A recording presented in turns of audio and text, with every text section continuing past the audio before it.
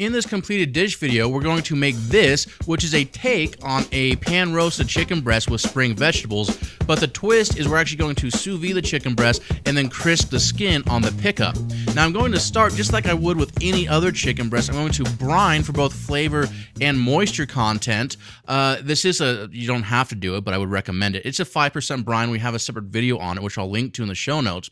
Now, once you've gone through the brining process, you're going to place the chicken breast individually in a vacuum bag, and notice how I'm taking special care to make sure that chicken skin is completely covering the top side of the breast. This is very important and will come into play later in the process. Now, I'm going to use a chamber vacuum sealer. You can use one of the home suction systems to seal the chicken breast in the bag.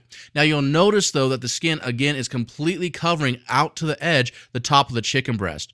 Now, I'm going to place this in a 60 degrees Celsius, 140 degree Fahrenheit water bath and cook for 4 hours. And that 4-hour cooking time is going to ensure that I kill any salmonella or any other bacteria in there.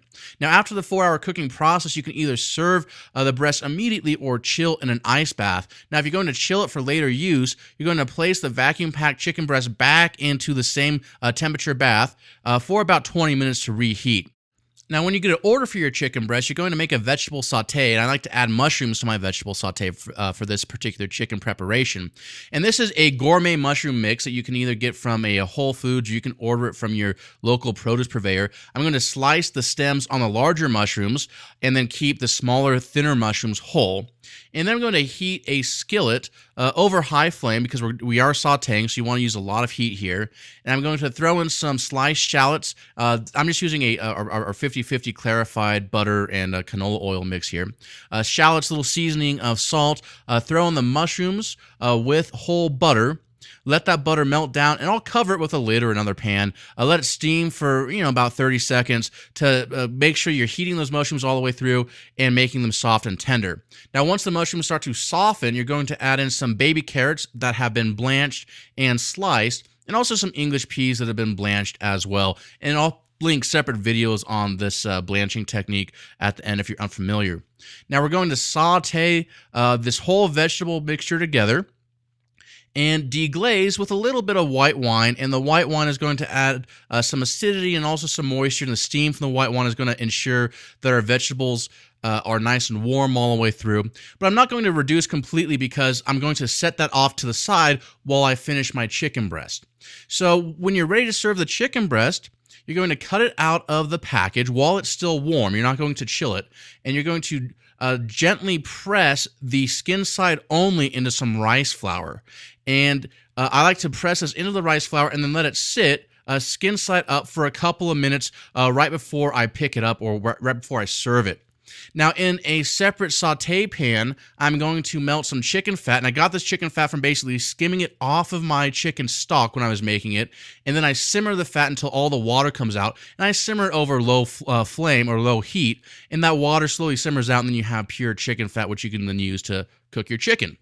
Now, I'm going to lay the chicken breast skin side down only into this hot chicken fat, and you'll notice that I use a generous amount, and that's to ensure that I crisp the skin. And you want to use just enough fat to where it comes all the way up the side of the skin, but it stops before touching the meat. Now, here you can see I'm bringing my sauteed vegetables back. I'm reheating them. I'm reducing out all that moisture left over from the white wine.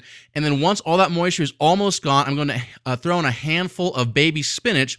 That baby spinach will wilt down, almost act as a binder for my sauteed vegetables, absorbing any residual fluids or residual juices that are left in that pan.